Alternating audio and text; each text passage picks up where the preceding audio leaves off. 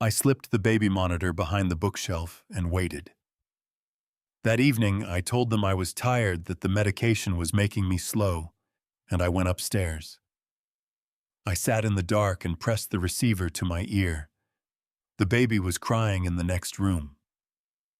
Then I heard my daughter's voice, calm, almost bored, talking to her husband. "Just leave her, she'll be fine. I need to go." Then her phone rang. Her voice dropped lower, warmer, talking to someone else entirely.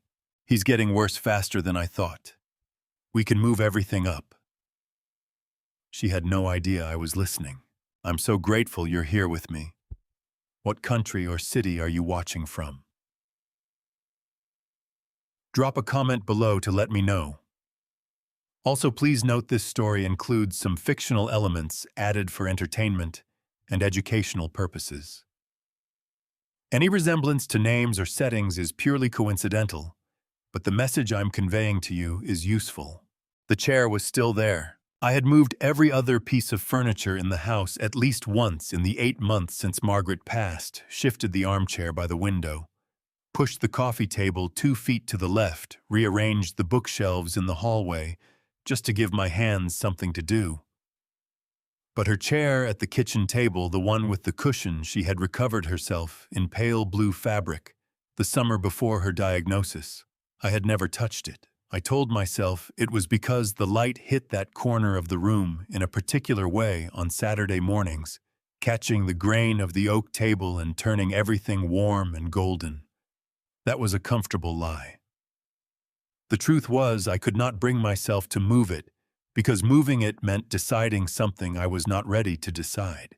I stood at the stove with a spatula in my hand, watching the butter melt across the griddle. Outside, the November sky hung low and gray over Memphis, the kind of sky that presses down on a man and reminds him that winter is not asking permission. The maple in the backyard had finally let go of its last leaves, and they lay in a wet carpet across the grass. Margaret had loved that tree. Every October she would stand at this same window with her coffee and say without fail that it looked like something out of a painting. I used to agree without really looking. I wished, standing there alone with the butter beginning to brown at the edges, that I had looked more carefully. The sound of tires on the driveway pulled me back. I heard Emily's voice first, bright and carrying even through the glass, the way it had been since she was a little girl who never learned to whisper. Then Daniel's lower answer, and beneath both of them the soft, shapeless sound of Sophie beginning to fuss in her car seat. I turned the griddle down and wiped my hands on the dish towel hanging from the oven handle, the one with the faded roosters on it, that Margaret had bought at a farmer's market in Chattanooga 11 years ago. I had washed it hundreds of times and never once thought to replace it. Funny the things you start to notice when the person who bought them is gone. Emily came through the side door with Sophie's carrier in one hand and a casserole dish wrapped in foil in the other, her dark hair pulled back and her cheeks pink from the cold. She looked like her mother sometimes at certain angles in certain lights, and it hit me the way it always did, a quick, sharp thing behind the sternum that did not quite qualify as pain, but was not far from it. "Dad?" She set the carrier on the kitchen counter and crossed to me, kissing my cheek. "You look tired. Are you sleeping?" "Fine," I said. "I'm sleeping fine. You said that last week, and you had circles down to your chin." She squeezed my arm the way she had learned from Margaret, 2 firm pulses, and then she was already turning to lift Sophie from the carrier, efficient and practiced. "I made the chicken and wild rice. It just needs 30 minutes at 350. Daniel came in behind her, carrying the diaper bag and a folder of papers tucked under his arm. He was a careful man, Daniel, methodical, in the way of someone who had learned early that careful was safer than spontaneous. He shook my hand, the way he always did, firm and brief, and said good morning, and asked about the yard, and I answered, and asked about his drive, and we performed this small ritual the way men do when they are fond of each other, but not entirely sure how to say so. "Coffee's fresh," I told him, and he nodded and helped himself, and for a few minutes the kitchen held the comfortable noise of a family filling a space. I held Sophie while Emily unpacked the casserole dish. She was 3 months old and still had that particular newborn quality of seeming both very old and completely new. At the same time, her eyes tracking the light from the window with grave concentration. She wrapped her fingers around my index finger and held on with a grip that still surprised me, that fierce, instinctive hold that a baby has before she knows she has it. I pressed my lips to the top of her head and breathed in the warm, powdery smell of her. "Margaret would have lost her mind over you," I told her quietly, and Sophie blinked at me unmoved and entirely serious, and I laughed for the first time in what felt like several days. We ate late morning breakfast the way my family always had, crowded around the oak table with too much food and the radio on low. Emily had brought orange juice and a box of those blueberry muffins from the bakery on Poplar Avenue that I had always been partial to. She talked about Sophie's last pediatric appointment, about a project at the company that was moving faster than expected, about the gutters on their house that Daniel kept putting off cleaning. I listened and asked questions in the right places, and it felt almost ordinary. It felt almost like enough. Then Emily reached over and refilled my coffee without asking, the way Margaret used to, and said very casually, "Dad, I've been meaning to ask, where do you keep the partnership agreements? The originals, I mean. I was thinking it might be good to have everything organized just in case." I looked at her over the rim of my mug. "In case of what?" She smiled, and it was a warm smile, a caring smile. "You've been forgetting things lately. Little things. I just want to make sure everything is in order, for your sake." I had not been forgetting things. I knew that with the same quiet certainty with which I knew the butter had been browning too fast, or that the maple tree had dropped its last leaves. But I looked at my daughter's warm, caring smile, and I said, "I'll think about it." And I poured the last of my coffee, and I let the moment pass. It was only later that evening, washing the casserole dish by hand at the kitchen sink, that I noticed the mug Emily had used for tea sitting on the counter. She had made herself a separate cup, herbal, she said, watching her caffeine, and had made one for me at the same time without my asking. I lifted my cup and looked at what remained in the bottom. A faint residue slightly darker than plain tea should leave. I set it down carefully, exactly where it had been, and stood very still in the quiet kitchen, with the water still running warm over my hands. Something was wrong. I could not have told you precisely what or precisely why, but 40 years of running a business had taught me to trust the particular sensation I felt, then not fear, not yet, but the cold, clarifying feeling of a man who realizes all at once that he has not been paying close enough attention. I reached past the casserole dish and picked up the small plastic vial Emily had left beside the sink. "Vitamins," she had said. "For the dizziness." I turned it over in my hand and read the label once slowly, and then I read it again. I did not recognize the name of what was inside.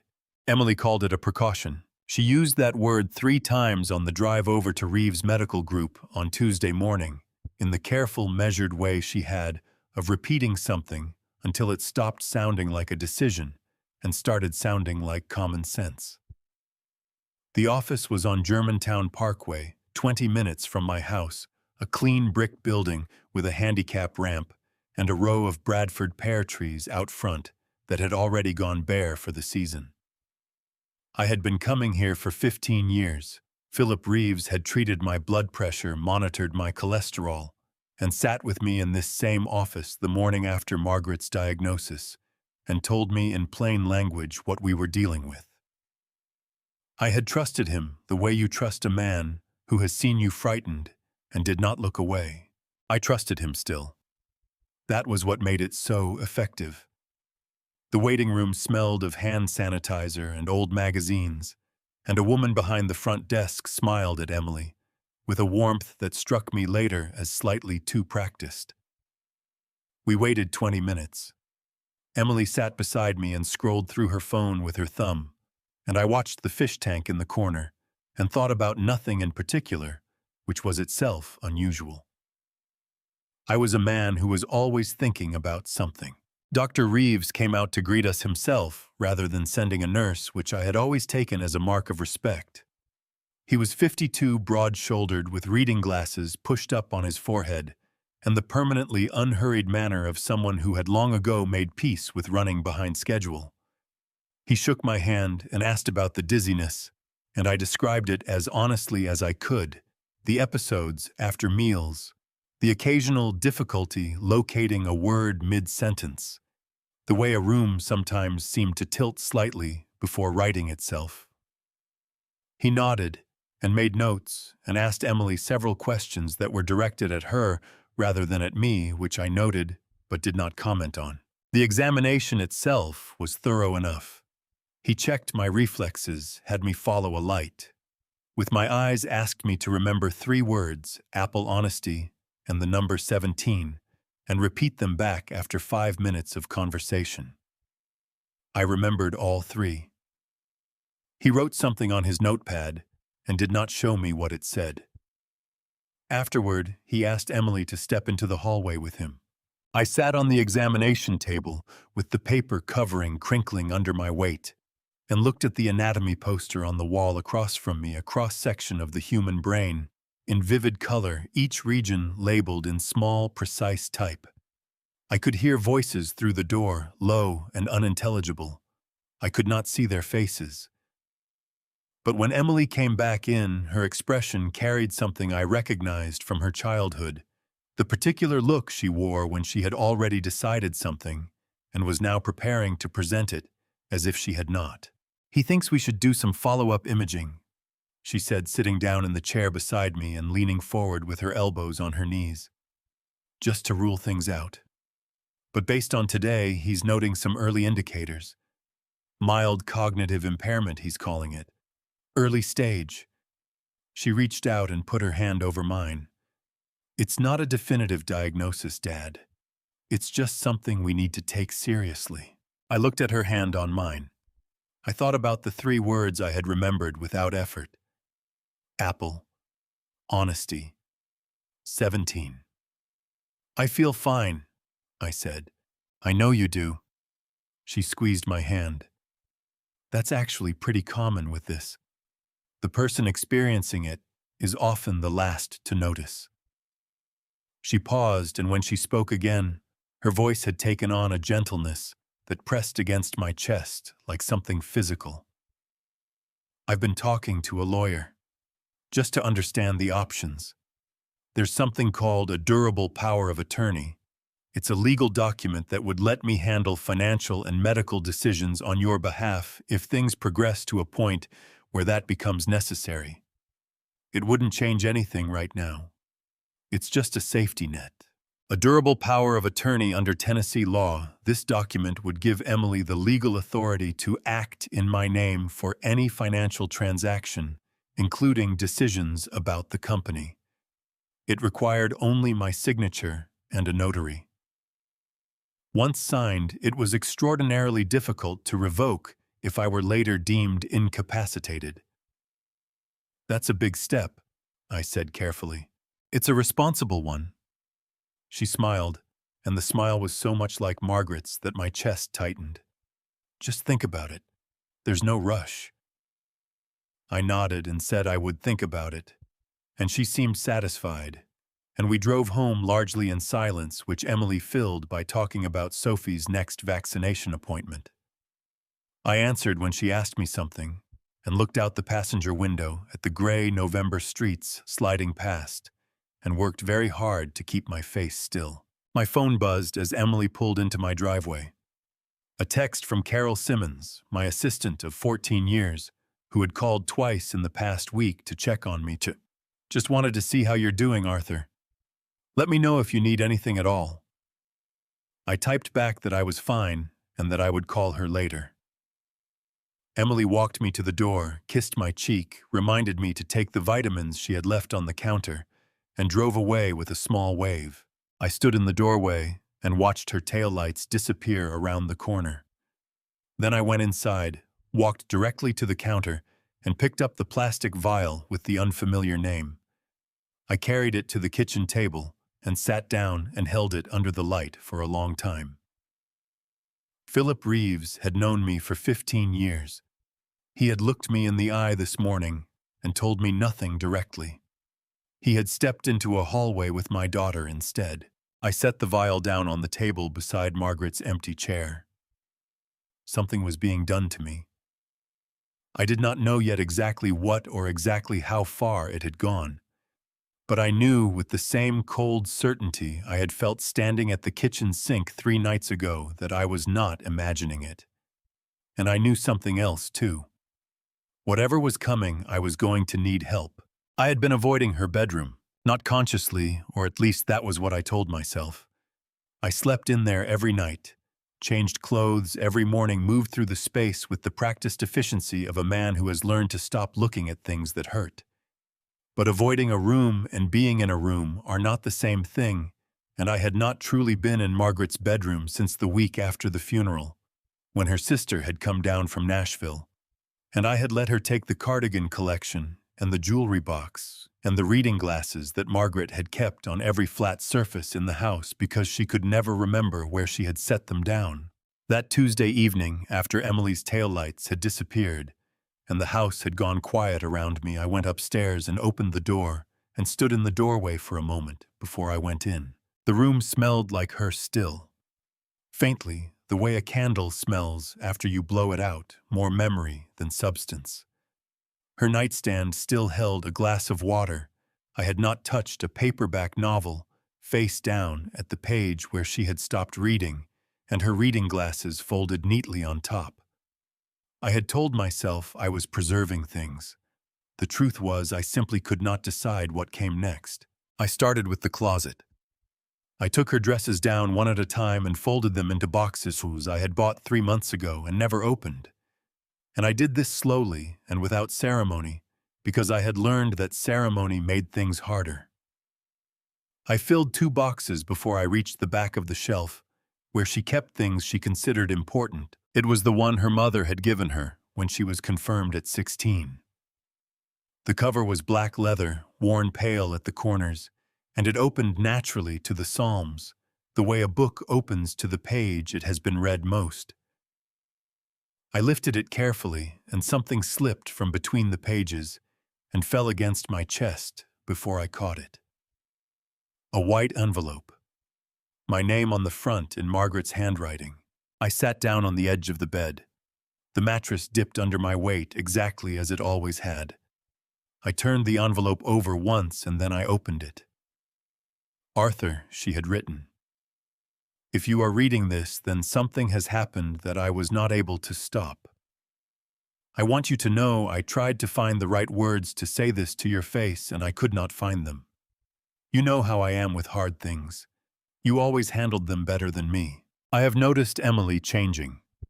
Not all at once, slowly, the way water finds a crack. She has been asking questions about the company that are not a daughter's questions. She asked me last spring whether you had updated your estate documents.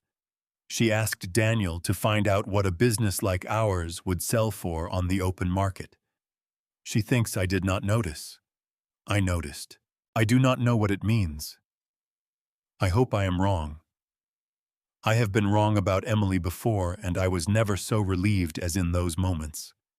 But if something feels wrong to you, if papers appear that you did not ask for, if people around you start treating you like you are less than what you are, please do not dismiss it the way you dismiss things that make you uncomfortable. Trust Walter.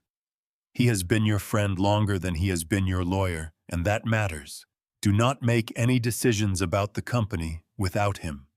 And Arthur, do not trust any document you did not ask for. I love you. I'm sorry I couldn't say this out loud. You would have talked me out of worrying, and I needed to worry. Margaret. I read it twice. Then I sat with it in my hands and looked at the window and watched the darkness outside and felt something cold and clarifying move through me. Not grief, though grief was there underneath everything, the way bedrock is under soil. This was something sharper. This was the feeling of a man who has just understood that he is not alone in what he suspects, and that the person who knew him best in the world had known it too. Margaret had seen it coming. She had folded it into her Bible and left it for me to find, because she knew I would eventually come to this room, and she knew I would not stop until I found what she had left. I picked up my phone from the nightstand and dialed Walter Gaines. He answered on the second ring, which meant he had been awake, which meant he was either working late or worried about something. "Arthur," he said, "it's late. Everything all right?" "No," I said. "I don't think it is. I need to come to your office tomorrow, Walter. First thing." A pause. When he spoke again, his voice had shifted into the register I recognized from 30 years of hard conversations, careful, precise, and completely awake. "Come at 8, he said. "And Arthur, don't mention this to Emily." I looked down at the letter in my hand at Margaret's careful, familiar handwriting. "I won't," I said. Walter Gaines had been my lawyer for 31 years, and my friend for 33, which meant he had seen me at my worst and still returned my calls. His office was on the 4th floor of a building on Madison Avenue, downtown Memphis, with a view of the river on clear days and a coffee maker that had been broken since the previous administration. He was already at his desk when I arrived at 8, which told me he had not slept well because Walter only came in before 9 when something was keeping him up. I put Margaret's letter on his desk without a word. He read it once, set it down, and looked at me over the top of his reading glasses. "How long have you been dizzy, Chup?" he asked. 3 weeks, maybe 4. After meals, mostly. And I've been losing words mid-sentence, reaching for something and finding the shelf empty. It started around the time Emily left those vitamins." He picked up the plastic vial I had brought and turned it in his fingers, reading the label. Then he set it down with the particular deliberateness of a man deciding something. "I'm sending this to a lab this morning," he said. "And I'm making you an appointment with Susan Park at Methodist Hospital. She's the best independent neurologist in this city, and she has never met your daughter." Dr. Susan Park ran her practice out of Methodist Hospital's neurology department on Union Avenue, which was 40 years old and smelled of industrial cleaning solution and burned coffee.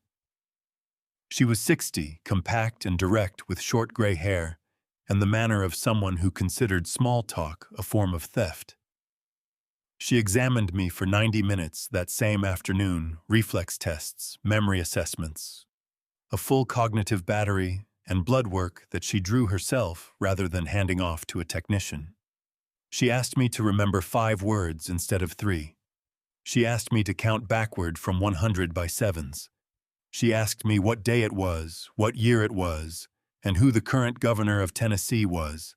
I answered everything correctly. When she was finished, she sat across from me with my file open on her desk and said without preamble, "Mr. Calloway, I'm not finding anything that concerns me. Your recall is excellent. Your processing speed is normal for your age, and your affect is appropriate and consistent throughout the examination. Whoever told you that you have mild cognitive impairment was either working from incomplete information or working from something other than your best interest." She said it the way doctors say things they have said before to people who needed to hear them plainly, without drama, as a simple statement of observable fact. I drove back to Walter's office and sat in the chair across from his desk and felt something unclench in my chest that I had not realized was clenched. "The lab will need a few days on the vial," Walter said, "but I can tell you what I think we're looking at. Benzodiazepines are a class of sedative medication drugs like Valium or Xanax. At low doses administered consistently over time, they can produce exactly what you've been describing. Dizziness, difficulty concentrating, word retrieval problems. To a casual observer, or to a doctor who isn't looking carefully, The symptoms can mimic the early stages of cognitive decline. He paused. This would not be difficult to arrange for someone with access to your kitchen. The words sat between us in the quiet office. She's been doing this for how long? I asked. Margaret's letter suggests at least a year of planning. The symptoms you're describing are recent, so the medication, if that's what this is, may be a newer addition. Something to accelerate the timeline. He leaned forward. Arthur, if Emily files for emergency conservatorship under Tennessee Code 341132, a judge can grant temporary control of your assets within 72 hours based on medical evidence alone. Reeves's documentation would be enough to start that process. I had built a company from nothing.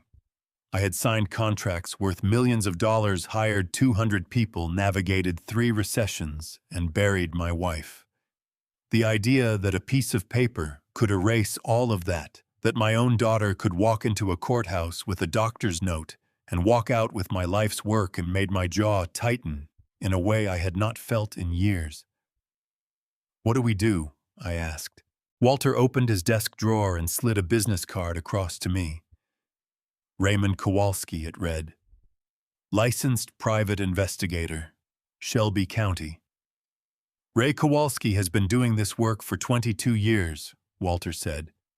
He's discreet, he's thorough, and he's done work for this firm before. I called him this morning while you were at Methodist. He's already started pulling public records on Ryan Holt. The name landed like a stone. You know about Ryan Holt. Margaret's letter mentioned Daniel asking about the company's market value. I made some calls before you arrived. Walter folded his hands on the desk. Arthur, this did not start last week. We need to understand exactly how far it goes before we move. My phone buzzed on the chair arm beside me. A message from an unknown number, a photograph. 2 people at a corner table in a restaurant I did not recognize. Emily, her hand resting on the table near the hand of a man I had never seen before. They were leaning toward each other in the particular way of people who are not thinking about anyone watching. Kowalski had not wasted any time.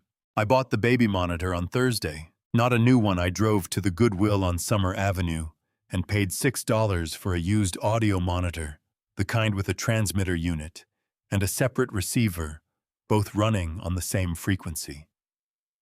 The transmitter was about the size of a paperback novel.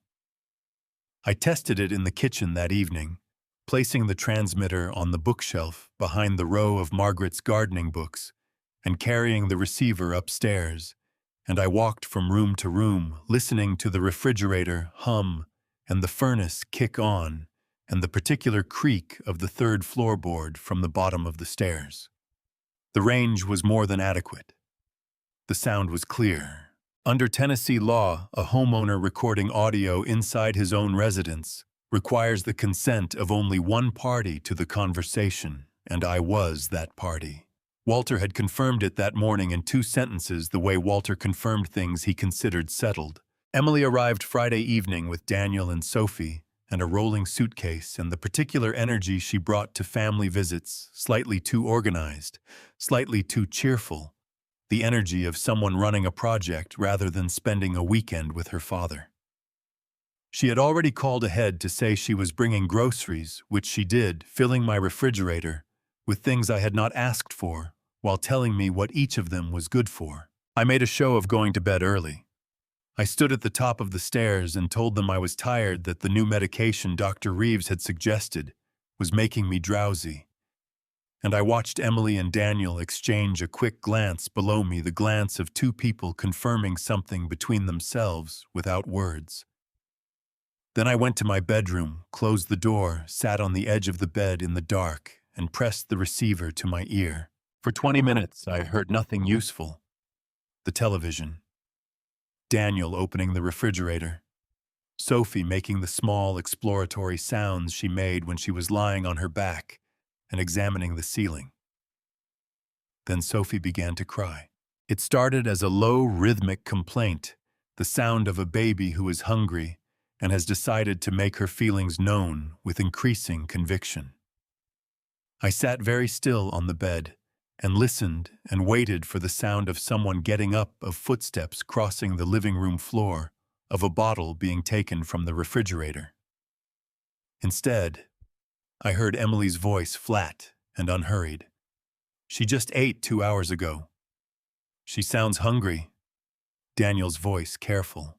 She's fine. She does this. A pause. The sound of a phone notification. Then Emily again, lower but still audible through the receiver. Ryan's waiting. I told him 8:30. Just leave her, Daniel. She'll settle. Emily, we can't just... She's not going to starve in 40 minutes. I need to go. The click of heels on the hardwood. The unmistakable sound of a woman picking up her keys. Tell Dad I went to pick up something from the pharmacy if he comes down. The front door opened and closed. Sophie's crying intensified into the full-throated, desperate sound of a very small person who has been left and knows it. I heard Daniel say something under his breath, not words, just sound, the sound a person makes when they have run out of ways to respond to something. Then his footsteps moved towards Sophie, and her crying began slowly to subside. I sat in the dark bedroom with the receiver in both hands, and I did not move for a long time. I had prepared myself in the days since Walter's office for the possibility that my daughter was capable of planning something cold and calculated against me. I had turned that possibility over in my mind, the way you turn a stone over and make yourself look at what lies under it. I thought I had prepared myself adequately. I had not prepared myself for this, for the sound of my granddaughter crying in an empty room while her mother chose something else. There is a particular kind of grief that has no name, the grief of watching someone you made become someone you do not recognize, and it moved through me in that dark room like cold water, slow and thorough, finding every hollow. I set the receiver down on the nightstand. I stood up, opened the bedroom door quietly, and went downstairs in my socks. Daniel was in the living room with Sophie against his shoulder, patting her back in the steady, automatic way of a man who had been doing it long enough that his hand knew what to do without being told. He looked up when I came in, and for a moment neither of us spoke. His eyes were red at the rims. He looked like a man who had recently understood something he had been trying not to understand. "I'll take her," I said. He handed Sophie to me without a word. She was warm and damp and still hiccuping with the aftershock of crying, and I settled her against my chest and felt her small hand close around the collar of my shirt with that fierce, instinctive grip. I walked with her to the window and looked out at the dark street and the yellow pools of the streetlights, and the bare November trees standing black against the sky. Behind me, I heard Daniel sit down heavily on the couch. Then I heard him pick up his phone. His voice when he spoke was barely above a murmur, but the monitor receiver was still on in my bedroom above us, and the transmitter was still on its shelf, and later when I went back upstairs, I would hear every word. She said, "I'm supposed to sign what..." The word came out cracked, like something that had been under pressure for a long time and had finally given way. No. No, I didn't agree to that. Emily came home at 11:15. I knew because I was still awake, sitting in the armchair by the bedroom window with the receiver in my lap, listening to the house settle around me in the cold. I heard her key in the lock, heard her heels on the hardwood, heard the particular quiet of a person moving through a dark house who does not want to be heard. She checked on Sophie, 30 seconds in the nursery, no more, and then I heard the bedroom door close and the house went still. I did not sleep. I lay on top of the covers and stared at the ceiling and thought about the sound of my granddaughter crying and about the look on Daniel's face when I had come downstairs, and about the words I had heard through the receiver before I finally turned it off. She said, "I'm supposed to sign what?" Not a question the way it should have been. A statement of a man arriving somewhere he had not expected to be. By 6 in the morning, I was dressed and in the kitchen with coffee made and the back door open to the cold air coming off the yard. The maple tree stood bare and gray in the early light. Sophie was still asleep. The house held the particular quiet of people who had not yet decided what the day was going to be. Daniel came downstairs at 6:40. He was wearing yesterday's clothes, and he had not shaved, and his eyes carried the specific exhaustion of a man who had spent the night thinking instead of sleeping. He stopped in the kitchen doorway when he saw me, and something moved across his face that I could not entirely read. Not guilt, not relief, but something between the two. The expression of a man who has been dreading a conversation and has just run out of hallways to walk down. "Coffee's hot," I said. He poured a cup and stood at the counter with both hands wrapped around it and looked out the window at the yard. I waited. I had learned a long time ago that silence used correctly is not empty. "She had her laptop open last night," he said finally. "After she came home. She fell asleep on the couch and He stopped, pressed his lips together. I shouldn't have looked, but I'd heard her on the phone and I needed to understand what I'd agreed to. "What did you find?" He set his cup down on the counter. His hands, I noticed, were not entirely steady. "An email chain between her and Ryan Holt, going back 14 months. He said it the way you say something you have been rehearsing and still cannot make sound like less than it is. They're planning to transfer the company to Pinnacle Distribution, his company, for $3 million. He looked at me then directly for the first time that morning. "Arthur, this place is worth $30 million on a bad day. She knows that." "I know she knows," I said. "There's more." He picked up his coffee again, not to drink it, just to hold something.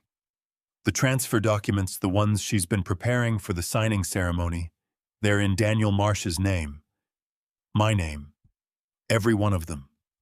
The wire transfers, the assignment of interest, the board resolutions." His voice had gone flat in the way voices go flat when a person is working hard to stay in control of them. "If this goes wrong, if anyone investigates, every document points to me. She's been building a paper trail that leads straight to me and stops." Outside, a cardinal landed on the fence post at the edge of the yard, impossibly red against the gray morning. Margaret had kept a bird feeder out there for 20 years. I had refilled it twice since she died, out of habit more than anything else. "She wrote that to Ryan?" I asked. Explicitly, Daniel reached into the pocket of yesterday's jacket, which he was still wearing, and produced his phone. He had photographed the screen. He held it out to me, and I read the words Emily had written 14 months ago in the comfort of whatever certainty she had felt then. "Once the transfer goes through, file for divorce. Daniel signs everything, Daniel takes the fall. We'll be in Costa Rica before anyone figures it out." I handed the phone back to him. I looked at my granddaughter's father standing in my kitchen in yesterday's clothes, with his hands shaking around a coffee cup, and I thought about the 8 years he had been married to my daughter, the way he had stood at the altar and meant every word, the way he had called me the morning Sophie was born, and his voice had broken completely when he said her name for the first time. "I need you to come with me," I said.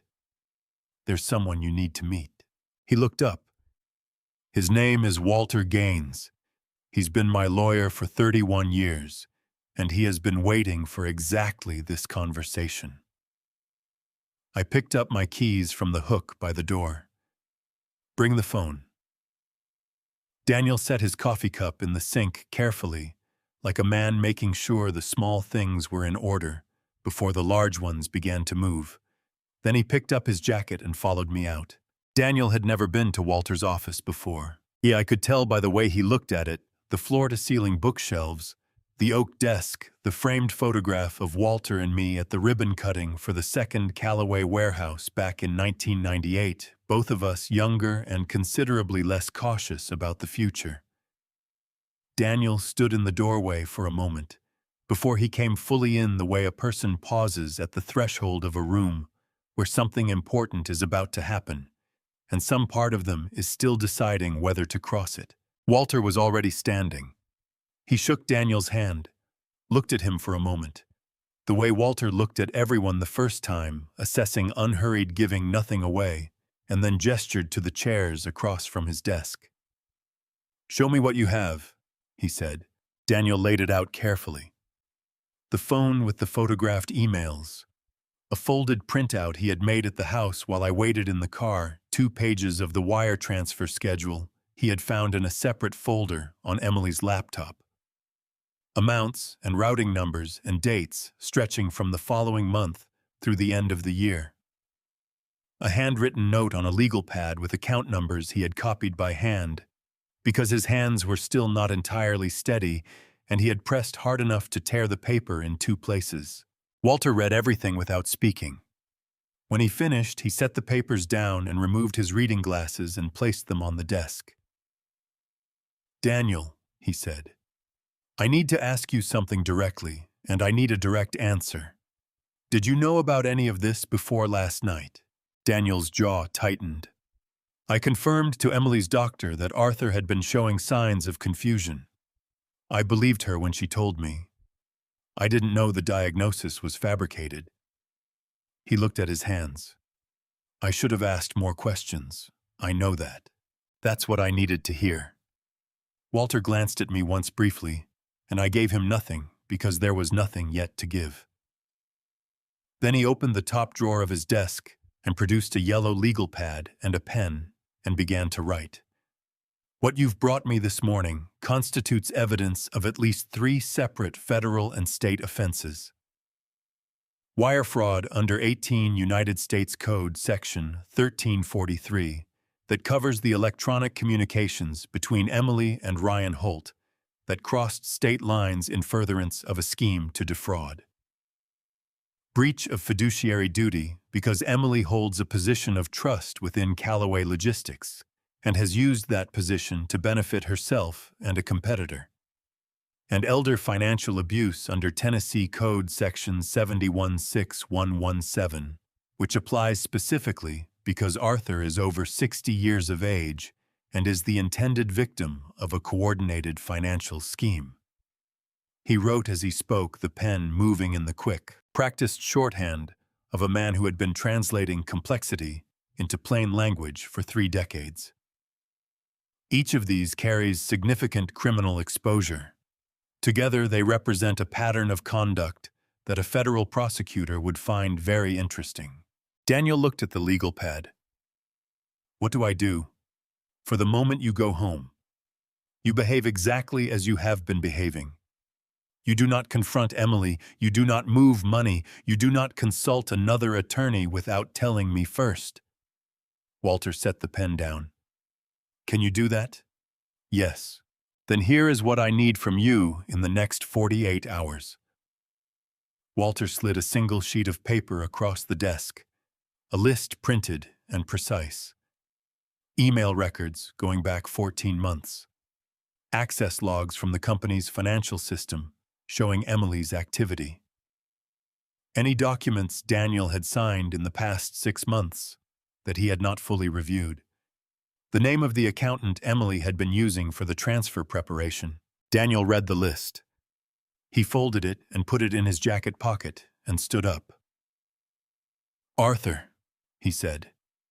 He looked at me with an expression I had seen on men before, the expression of someone who has caused damage they cannot undo and knows it and is trying to find the right shape for an apology that will not be adequate. "I'm sorry for confirming what Reeves said. I didn't know." "I know you didn't," I said. It was the truth, and it was also, for the moment, all I had to offer him. He left. Walter and I sat in the quiet office and listened to the elevator doors close down the hall. "He'll hold," Walter said. "Not a question." "He'll hold," I agreed. Walter pulled a separate folder from his desk drawer and opened it to a page of notes he had made that morning. Before we arrived, I could see the timestamp on the top corner, 6:47 in the morning, which meant he had been at his desk before Daniel had even come downstairs in my kitchen. In the center of the page, circled twice, was a number I recognized. Ray Kowalski had sent a new photograph. Walter turned his laptop to face me. Emily and Ryan Holt, this time not at a restaurant. They were standing outside a building on Poplar Avenue that I recognized the office of a law firm that was not Walter's, that was not anyone I knew, that handled according to the sign beside the door, that Kowalski had captured in sharp focus commercial real estate transactions and business acquisitions. They were not hiding anymore. They were accelerating. "We have 2 weeks," Walter said. "Maybe less. I want to move on Reeves tomorrow." He closed the laptop. "And Arthur, it's time to talk about the trust." Walter did not bring me to the meeting with Reeves. He told me this the evening before on the phone, in the measured tone he used when he had already decided something and was presenting it as a suggestion. "You being in that room changes the dynamic, Arthur. Reeves needs to feel like he has options, not like he's cornered by the man he wronged. Let Ray and me handle the first conversation." I had agreed because Walter had been right about most things for 31 years, and I had learned to recognize the difference between the times he was being cautious and the times he was being correct. This was both. He called me at noon the following day. I was in the kitchen eating a sandwich I had made without tasting, standing at the counter, because sitting down felt like something I did not deserve yet. I picked up before the second ring. "He talked," Walter said. "All of it. You should come in." I drove downtown with the November sky pressing low and gray over the interstate, the kind of afternoon that makes Memphis look like a photograph of itself taken on a bad day. Walter and Kowalski were both in the office when I arrived. Kowalski was leaning against the window with his arms crossed, a heavy-set man with a gray crew cut, and the particular stillness of someone who had spent decades watching people without being watched himself. He nodded at me once when I came in. Walter had a legal pad covered in notes and a cup of coffee he had not touched. "Philip Reeves has been carrying debt for 4 years," Walter said without preamble, the way he began every conversation when the facts were bad enough that softening them would be an insult. His practice partner bought him out in 2020, left him with the lease and the staff and a patient list that had been shrinking since the pandemic. He took a second mortgage on his house in Germantown to cover operating costs. By last spring, he was 6 months behind on the lease, and his malpractice insurer was threatening to drop him over a billing dispute. He looked at his notes. Emily approached him in April. She knew about the debt. Kowalski found a connection through a financial consultant. Emily had been using someone who had access to credit records through a data brokerage. She came to Reeves with $40,000 in cash and a very specific request. "To change my records," I said. "To alter the documentation of your cognitive assessment and to be prepared to provide supporting testimony in a conservatorship hearing if one became necessary." Walter set down his pen. When Reeves hesitated, Emily reminded him of a patient he had treated in 2019, a pain management case with some irregularities in the prescribing record. Nothing that had been formally investigated, but enough in Emily's hands to end his career if she chose to use it. The room was quiet for a moment. Outside, a truck horn sounded from the street below, long and low, and then faded. "She threatened him," I said. "She gave him a choice," Kowalski said from the window. His voice was flat and uninflected, the voice of a man who had heard too many versions of this story to be surprised by any of them. Same thing, different packaging. I thought about Philip Reeves examining me in that clean brick office on Germantown Parkway. 15 years of routine appointments. The morning he had sat with me after Margaret's diagnosis and spoken plainly about what was coming. I had trusted him because he had earned it, and Emily had known that, had calculated that trust into her plan the way you calculate a load-bearing wall when you are deciding where to put a door. "Where is he now?" I asked. "Home," Walter said. "We made clear to him what his situation looks like from the outside healthcare fraud under federal statute, 18 U.S.C. 1347, which carries up to 10 years per count, plus conspiracy charges, under 18 U.S.C. 371 for his role in the conservatorship scheme. We also made clear that his cooperation provided fully and immediately would be something a federal prosecutor could work with. The Tennessee Medical Licensing Board will still move to revoke his license. There is no path where Reeves keeps practicing medicine after this. But the difference between a man who cooperates and a man who does not in federal sentencing is often the difference between going home and not going home. He understood that, Kowalski said. He cried, Walter added with the matter-of-fact precision of a man reporting a weather condition. For about 4 minutes. Then he gave us everything. Dates, amounts, the name of the data consultant. Emily used the specific language she asked him to insert into your file. He slid a typed summary across the desk. He also told us something we did not have before. Emily has an appointment with the Shelby County Probate Court scheduled for 2 weeks from Thursday. She is filing for emergency conservatorship the moment she believes the medical record is solid enough to support it. 2 weeks from Thursday. I looked at the date Walter had circled at the top of the summary page and felt the timeline compress around me the way a room seems to shrink when you understand for the first time how little space you actually have to move. There was one more thing, Kowalski said. He pushed off from the window and dropped a photograph on the desk in front of me, a printout, slightly grainy, taken from a distance with a long lens. A parking lot I did not recognize. Emily and a man who was not Ryan Holt standing beside a car, the man handing Emily a manila envelope. That's Dennis Cargill. He's the data consultant. He's also a notary licensed in Tennessee and 3 other states. Kowalski tapped the photograph. She had everything covered, Arthur, every angle. I looked at the photograph for a long moment. Then I looked up at Walter. Then we cover every angle too, I said, starting with the trust.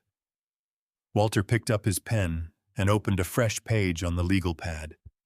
That, he said, is exactly what I was hoping you would say.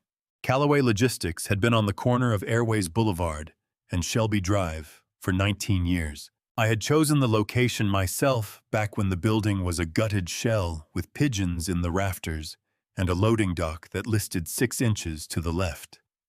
Margaret had walked through it with me on a Tuesday afternoon in October, stepping over coils of old wire and piles of broken drywall, and said with the particular calm she brought to large decisions that the bones were good and the location was better, and that we should stop renting warehouse space from people who did not care about it the way we would.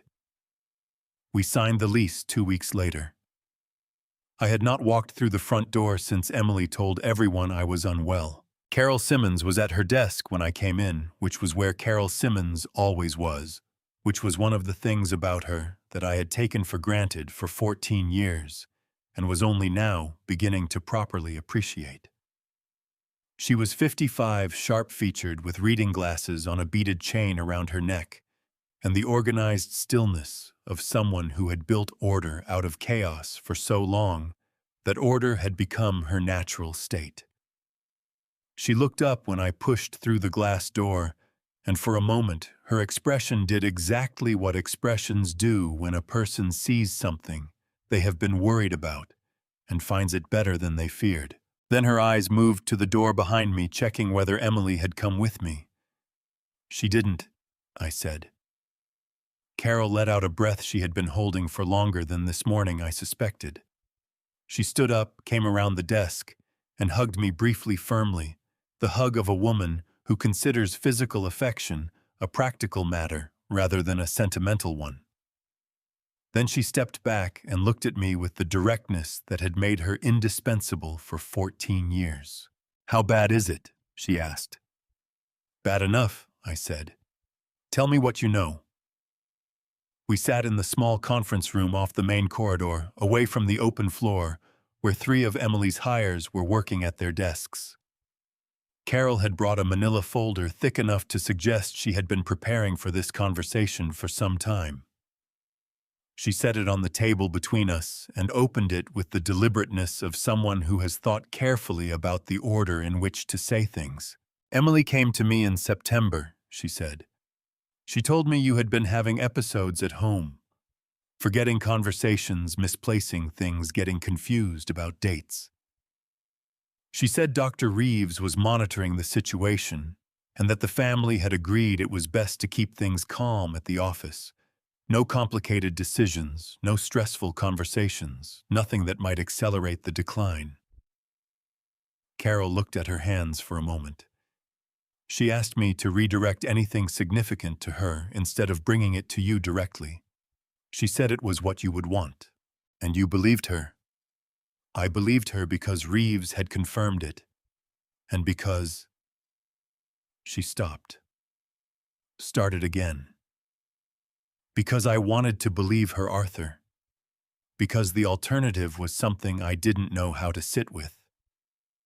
She looked up and her eyes were dry, but the effort of keeping them that way was visible. "I should have called you. I should have picked up the phone and called you directly instead of taking her word for it. I know that. Emily is very good at making people take her word for things," I said. "That's not an excuse, it's just true." Carol nodded once, accepting this, and turned to the folder. The access logs were printed on 8 pages, single-spaced, the kind of document that looks like nothing until you know what you are reading. Carol walked me through it with the precision of someone who had spent 3 weeks learning to read it herself. Emily had requested system administrator access to the company's financial platform in September, citing the need to monitor accounts during my reduced capacity. The IT contractor had granted it without question because the request had come through Carol's email. Carol's email, which Emily had asked to use for internal communications during the transition period, which Carol had agreed to, because Emily had explained it as a matter of efficiency. "She used my credentials," Carol said. The words came out flat and hard like something dropped on concrete. "She sat in this building and used my name." Between September and the first week of November, Emily had downloaded the complete Calloway client database, 212 active accounts, contract terms, pricing structures, renewal schedules, and the private rate agreements we had negotiated individually with our 12 largest partners. She had also exported 7 years of internal financial records and the operational playbook that our logistics coordinators used. The document that contained every routing optimization, every vendor relationship, every process refinement that had taken us 19 years to develop. Under the Defend Trade Secrets Act, a federal statute that protects confidential business information from theft by people with authorized access who misused that access, every file Emily had taken constituted a separate count of trade secret misappropriation. The act carried civil damages of up to twice the value of the stolen information, plus attorney's fees, plus potential criminal referral. She had not just been planning to sell the company. She had been packaging it, stripping out everything that made it worth buying, and handing it to Ryan Holt, piece by piece, so that Pinnacle could absorb Calloway's value without needing the shell. I sat with that understanding for a moment, and felt something cold move through me that was not quite anger and not quite grief, but lived in the neighborhood of both. "There's one more thing," Carol said.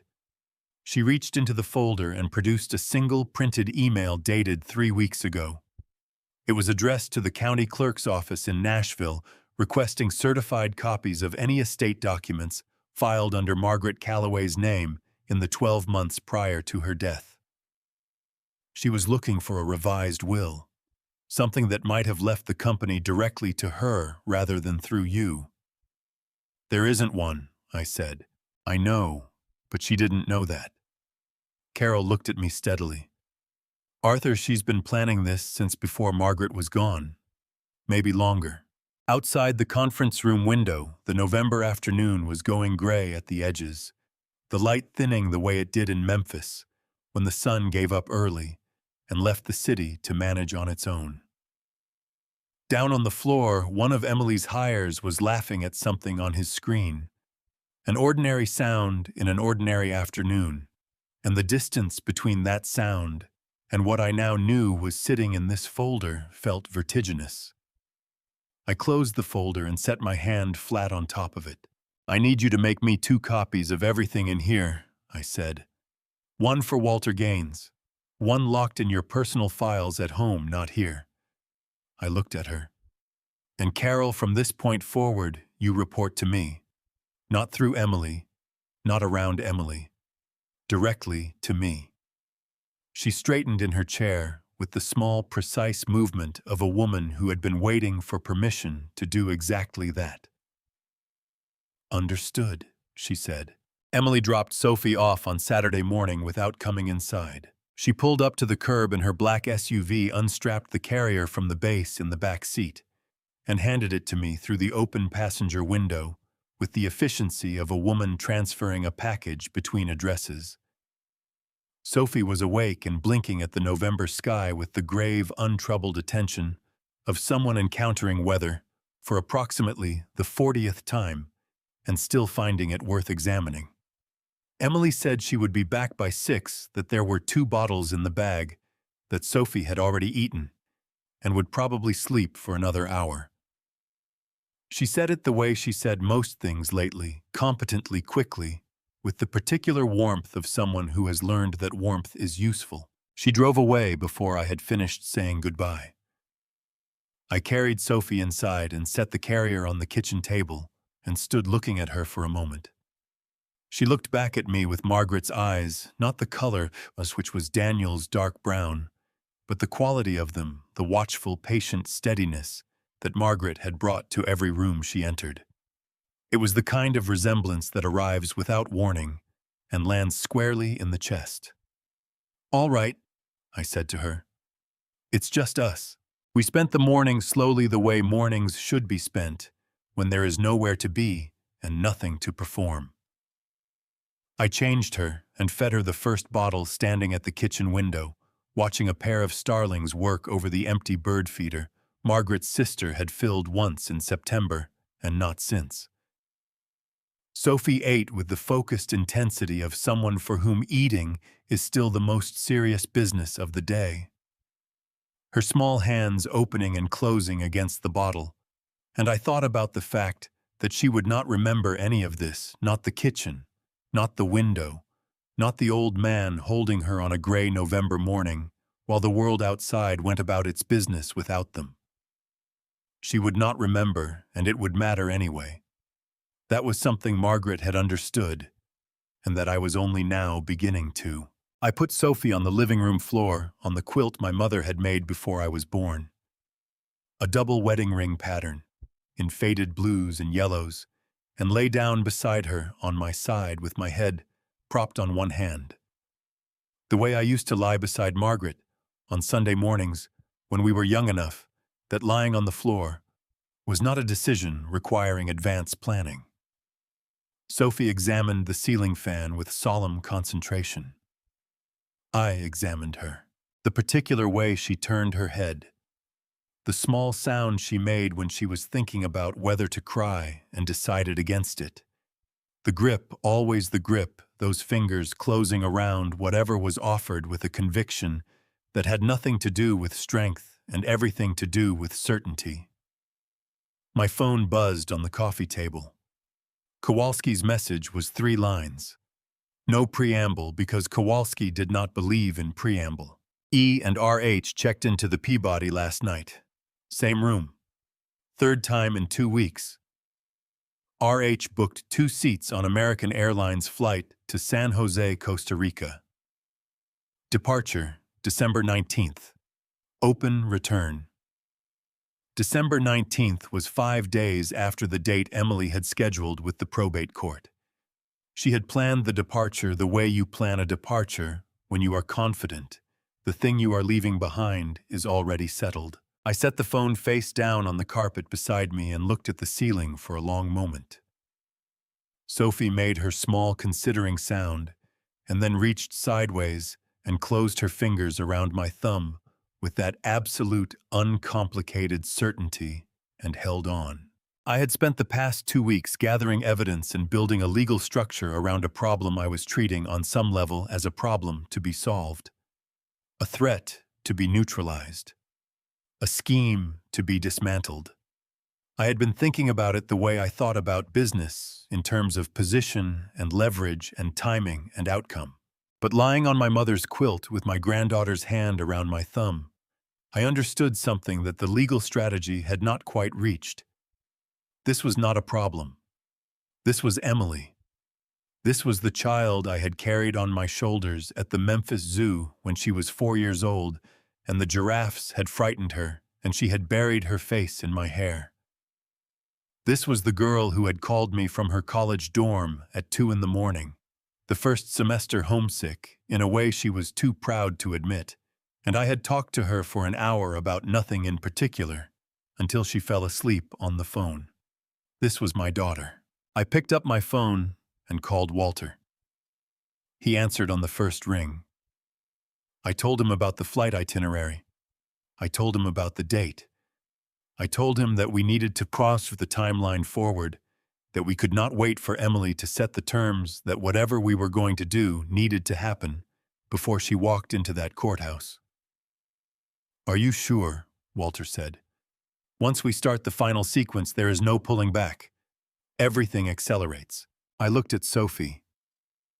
She had released my thumb and was examining her own hand, now turning it slowly in front of her face with an expression of mild scientific interest. "Margaret left me a letter," I said. "She saw this coming, and she wrote it down, and she left it for me to find, because she knew I would need it. She was sure enough to do that." I sat up carefully so as not to startle Sophie.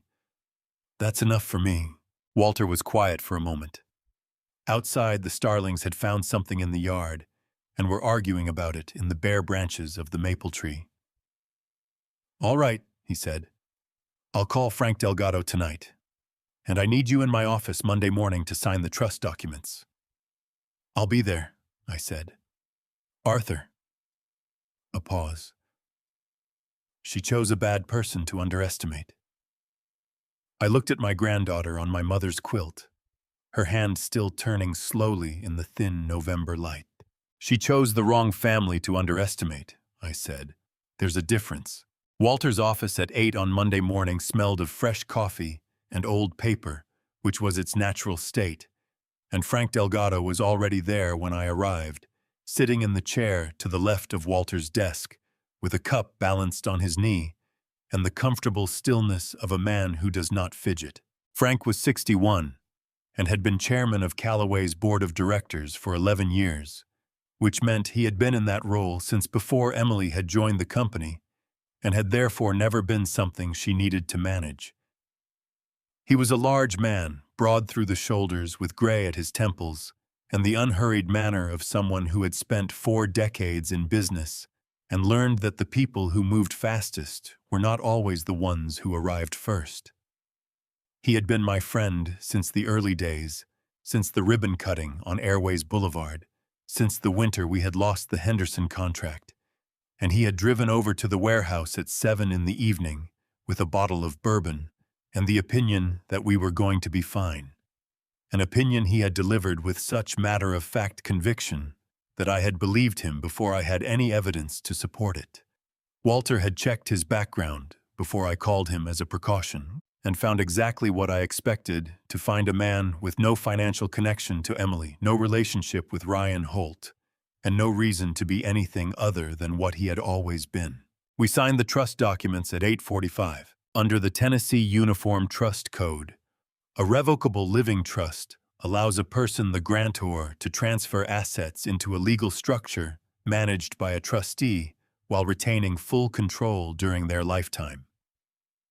I was both grantor and initial trustee, which meant nothing had effectively changed in how I managed the company day to day.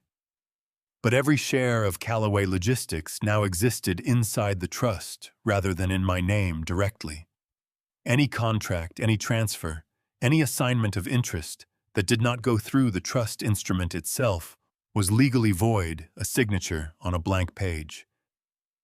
Walter was named successor trustee, which meant that if I were ever genuinely incapacitated, control passed to him and not to Emily. The document had been notarized, filed with the Shelby County Register of Deeds, and time-stamped at 8:51 in the morning. Whatever Emily was planning to sign in that ceremony room, she would be signing nothing. Frank shook my hand when it was done and looked at me with the expression of a man who understands the weight of what has just happened and chooses not to make a speech about it. "Tell me what you need from me at the ceremony," he said. "Be there," I said. "Watch everything, and when I give you the signal, you present the findings." He nodded once the way Frank nodded when something was settled and finished his coffee and left. The performance began that evening. Emily came for dinner on Tuesday, which had become a weekly ritual she had established in September under the guise of checking on me, and which I had allowed because it cost me nothing and told me a great deal.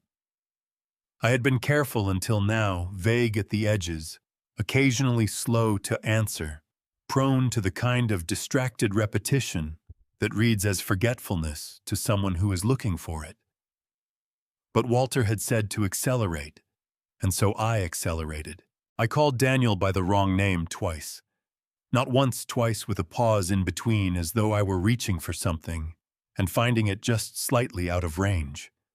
I asked Emily midway through the meal whether she had heard from her mother lately, and I watched her go very still for just a moment before she said gently that Margaret had passed away 8 months ago. I set down my fork and stared at the table. "Of course," I said. "Of course she did. I don't know where my head is these days." Emily reached across and covered my hand with hers, and her touch was warm and careful and entirely practiced, and I looked at her fingers over mine and thought about the trust documents sitting in Walter's safe with the timestamp of 8:51 on a Monday morning, and felt something that was almost peaceful. Later, while I was supposedly resting in the kitchen, I heard her in the hallway on her phone. Her voice was low, but carried the particular lift of someone delivering good news. "He's getting worse faster than I thought," she said. "We can move the ceremony up. Next Thursday works." A pause and then a sound that might have been a laugh, quiet and pleased. I know, almost there." I stood at the kitchen counter with both hands flat on the granite and breathed slowly and looked at the place where Margaret's chair sat empty at the table. Emily came back into the kitchen carrying her coat and her keys, and she set a mug of tea on the counter beside me. "Herbal," she said.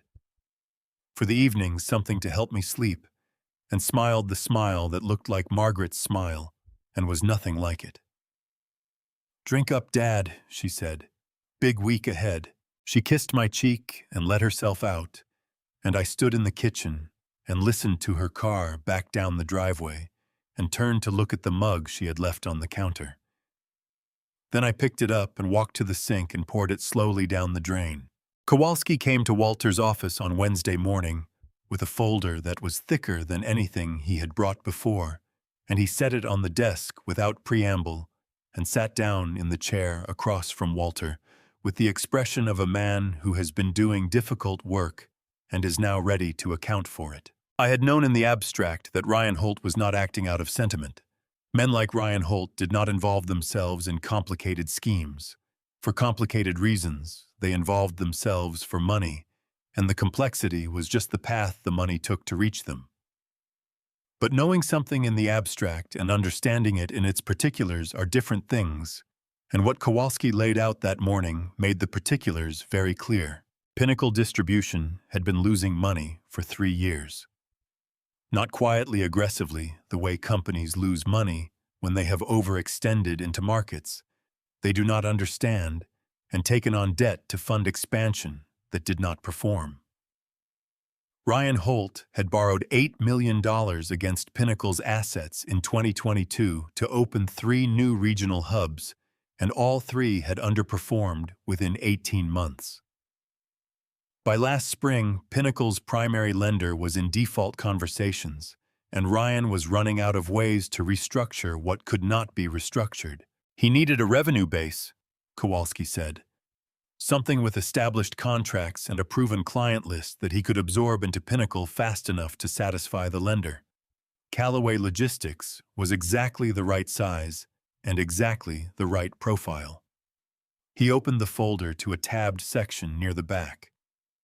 6 weeks ago, Ryan signed a letter of intent with a private equity firm based in Dallas Meridian Capital Partners. The agreement outlines a plan to acquire Calloway through Pinnacle for $3 million, merge the operations, and then sell the combined entity to Meridian for an estimated $22 million. Ryan's fee for structuring the transaction is $2 million paid at closing. Walter leaned forward. Emily's share of that arrangement. Nothing on paper, Kowalski said. Ryan told her she would have half. There is nothing in writing that obligates him to deliver it. The room was quiet for a moment. I looked at the folder on the desk, at the letter of intent, the Meridian correspondence, the Pinnacle debt schedule, and thought about my daughter sitting across a restaurant table from this man, and believing that what he offered her was real. She doesn't know, I said. She may suspect, Walter said carefully. But no. Based on what we have, Emily believes she is a partner in this arrangement. She is, in fact, the mechanism by which Ryan solves his problem. Once the transfer is complete, and Emily has served her purpose, a man in Ryan Holt's position has very little incentive to honor a verbal agreement made under circumstances neither of them can admit to in public. I stood up and walked to the window. The river was visible from Walter's office on clear days, and this was a clear day, the cold November light, making everything sharp and bright and unforgiving. I thought about Bobby Martinez, who had driven a Callaway truck for 22 years and whose son had started at Tennessee State in September on a scholarship that the company's employee education fund had helped make possible. I thought about the 199 other people whose names I knew, whose families I had met at Christmas parties, in the warehouse on Shelby Drive, whose livelihoods existed because Margaret and I had built something worth building and had not stopped caring about it when it became profitable. Ryan Holt did not know Bobby Martinez's name. My daughter did not appear to care. The wire transfers, I said, turning from the window. The emails. The Meridian letter of intent. Is it enough for federal charges? I made a call yesterday, Walter said. The FBI field office here has had an open file on Ryan Holt since 2023, an unrelated matter involving misrepresentation to a creditor that was closed for insufficient evidence. When I provided them with what Kowalski has assembled along with the email chain Daniel photographed and the wire transfer schedule Carol documented, the supervising agent told me they could have an arrest warrant signed by a federal magistrate within 48 hours. He paused. They want the signing ceremony, Arthur. They want him in the room in the act with documented intent. That gives them wire fraud securities, fraud in connection with the Meridian arrangement, and conspiracy. It also gives them Dennis Cargill, whose notary work on the transfer documents constitutes knowing participation in a fraudulent scheme. I nodded. The lab results on the vial had come back the previous week, low-dose lorazepam, a benzodiazepine present, in concentrations consistent with repeated administration over several weeks. Not enough to prosecute as a standalone charge without a cleaner chain of custody, Walter had explained, but more than enough to support the elder financial abuse count as an aggravating factor. It would be in the file. It would be read by a judge. And Margaret's will, I asked, probated and on record.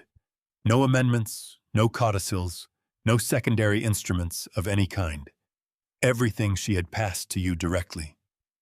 Walter closed the Kowalski folder. Emily was looking for a shortcut that did not exist. I sat back down. The FBI's involvement changed the geometry of what we were doing. It was no longer a civil matter. A family dispute, dressed up in legal language. It was a federal criminal investigation, with an active warrant in preparation, and agents who would be in that ceremony room whether Emily knew it or not. She moved the ceremony to next Thursday, I said. I know, Walter said. So did we. He slid a single sheet of paper across the desk, a timeline 12 items each with a responsible party and a completion date. Every angle covered, every document prepared, every person briefed and in position. I read it once, top to bottom, and then I folded it and put it in my jacket pocket and thought about my daughter's voice on the phone the night before, pleased and certain, and almost there. And I thought about Walter's bourbon on a winter evening 20 years ago, and I thought about Margaret's letter in a Bible on a shelf I had almost not opened. 1 week, I said. Walter picked up his pen. 1 week, he said. Emily called Sunday morning to ask if she could bring breakfast. I said yes, the way I had been saying yes to things for 5 weeks, and I put the coffee on and stood at the kitchen window and watched the November light come slow and pale over the yard. The maple tree was bare now, every leaf gone, the branches making their particular black geometry against the sky. Margaret had always said the tree was most beautiful in winter when you could see the whole shape of it. I had thought she was being sentimental. Standing there that morning, I understood she had just been paying attention. They arrived at 9. Emily with a bag from the bakery on Poplar Avenue, the blueberry muffins I had always been partial to, which was either kindness or calculation, and had stopped being possible to separate. Daniel carried Sophie in the carrier and set her on the kitchen table, and Sophie regarded the ceiling with her customary gravity while the adults moved around her. Breakfast was ordinary, in the way that last things sometimes are too warm, too familiar, freighted with a meaning that only I could feel. Emily poured orange juice and talked about the ceremony on Thursday, framing it as paperwork, as formality, as something that would give everyone peace of mind. She used the word transition 4 times. She did not use the word transfer once. Daniel was quiet. He ate his muffin and answered when Emily spoke to him and did not look at me directly, which was how a man looks when he is holding something carefully and cannot afford to spill it. I understood. I had been holding the same thing for 5 weeks. At one point, Emily stepped outside to take a phone call, and Daniel and I were left alone at the table with Sophie between us and the remains of breakfast and the particular silence of 2 men who know the same secret and have agreed not to say it aloud. I stood and carried my plate to the sink. Daniel stood and brought his. We stood side by side at the counter, and I ran the water and handed him plates, and he dried them with the dish towel with the faded roosters on it, and we did this without speaking for a minute that felt longer than it was. Then Daniel said very quietly, "Are you afraid?" I thought about it honestly. "No," I said. "Not anymore." He nodded. He folded the dish towel and laid it on the counter and looked out the window at Emily on the back porch, her breath visible in the cold air, her voice inaudible through the glass. "I keep thinking about Sophie," he said. "What she'll know about this when she's old enough to understand it." "She'll know her grandfather fought for her," I said. "That's enough."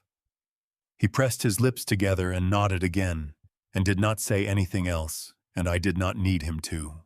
Emily came back inside with cold cheeks and the particular brightness of someone who has just received good news, and we finished the coffee, and she gathered Sophie's things with her usual efficiency and kissed my cheek at the door and said she would see me Thursday. I watched their car until it turned the corner. Then I went upstairs. I sat at the small desk in the corner of my bedroom, Margaret's desk, the one she had used for correspondence and household accounts, and the handwritten notes she left on the refrigerator that I had saved in the top drawer without telling her. I took out a sheet of paper and a pen, and I wrote to Sophie. I did not write about the company or the trust or the events of the past 5 weeks. I wrote about Margaret, about the way she had stood at the kitchen window with her coffee and called the bare maple tree beautiful, about the farmer's market in Chattanooga, and the dish towel with the roosters about the night Sophie was born, and the way Daniel's voice had broken when he said her name. I wrote about what a family is supposed to be, not what ours had become, but what it was at its best, what I believed it could still be for Sophie in the years ahead. I wrote for 40 minutes. When I was done, I folded the letter and slid it into the Bible beside Margaret's letter in the place where Margaret had put hers, and I closed the cover and set it on the nightstand. My phone lit up on the desk. Walter. Everything in position. Frank confirmed. FBI confirmed. Thursday at 2. I set the phone down and looked at the Bible on the nightstand, and at the pale winter light coming through the curtains, and at the photograph on the dresser, Margaret and me, at the ribbon cutting 19 years ago, both of us squinting into the sun and grinning like people who have just done something they are proud of and know it. "I'll be there," I typed back. I put the phone in my pocket and went downstairs to wash the coffee cups, and the house was quiet around me, and I was ready. Before I reveal the shocking confrontation and the twist that the daughter never saw coming, comment the number 1 or write "still here" down below so I know you're still with me. And please note the following part contains some fictionalized elements and might not fully reflect actual events. So if you prefer not to listen further, you may turn off the video right here. The conference room on the 3rd floor of Calloway Logistics had not changed in 19 years. Same oak table long enough to seat 16 that Margaret and I had driven to a salvage auction in Collierville to buy for $400 because we wanted something that felt permanent. Same view of the Memphis skyline through the south-facing windows, the river just visible on clear days as a silver line at the edge of everything. I had signed the company's first major contract at that table. I had told our employees about the financial crisis at that table in the fall of 2008 and watched 22 people hold very still while I told them that nobody was losing their job. Margaret had brought lunch to that table every Friday for 6 years, brown bags lined up along the edge, until the company grew too large for brown bags to be practical, and she had switched to catering and pretended not to miss the ritual. I arrived at 1:45 and stood in the doorway for a moment before I went in. The room was already arranged. Emily had brought in a florist white arrangements at each end of the table, the kind of flowers that communicate seriousness and occasion. Name placards in heavy cardstock, water glasses. A photographer from the business journal she had called a young woman with a camera bag who was adjusting the blinds to manage the afternoon light. 2 people I did not recognize sitting along the wall with laptops from Ryan's company, I assumed, or from the law firm handling his side of the transaction. Frank Delgado was already in his chair at the far end of the table, a cup of coffee in front of him, reading something on his phone with the unhurried manner of a man with nowhere else to be. He did not look up when I came in. We had agreed he would not. Emily met me at the door. She was wearing the charcoal blazer she saved for presentations, her hair pulled back a single strand of Margaret's pearls at her throat. She looked composed and certain, and more like her mother than she had in years, and the sight of it landed in my chest like something physical. She took my arm and guided me to my chair, at the head of the table, her hand steady on my elbow, and I moved slowly, the way I had been moving for 2 weeks, the way of a man whose body is slightly behind his intentions. "How are you feeling?" she asked. "Tired," I said, a little confused by all the people. She smiled and squeezed my arm. "It'll be quick. Just some signatures. Then we can get you home." Ryan Holt came in at 5 minutes to 2. He was taller than I had expected from Kowalski's photographs, broad-shouldered, well-dressed, with the easy, practiced confidence of a man who had been the most important person in most rooms he had entered and had arranged his face accordingly. He crossed to Emily first, and they shook hands with the formal precision of people who have agreed in advance not to be familiar in this particular room. And then he turned to me and extended his hand and said, "It was an honor to meet me that he had followed Calloway Logistics for years, that Margaret and I had built something remarkable." I shook his hand. I looked at him directly for the first time. His grip was firm and his eyes were steady, and there was nothing in his expression that betrayed anything at all, which was, I supposed, the point. "Thank you for coming," I said. "It means a great deal." The room filled. Frank's board members took their seats. The bank's representative arrived with a briefcase. Walter was not in the room. We had agreed that his absence was less conspicuous than his presence, that a man with my history would not necessarily have his personal attorney at a routine signing. He was downstairs in the lobby with his phone in his hand. Emily called the meeting to order at 2 o'clock precisely. She was fluent and prepared, moving through the agenda with the confidence of someone who has rehearsed this moment many times in private. She summarized the transaction, a strategic partnership. She called it a transition of operational leadership that would position Calloway for its next chapter. She thanked the board. She thanked the bank. She thanked Ryan Holt for his vision and his patience. Ryan's attorney slid the documents across the table toward me.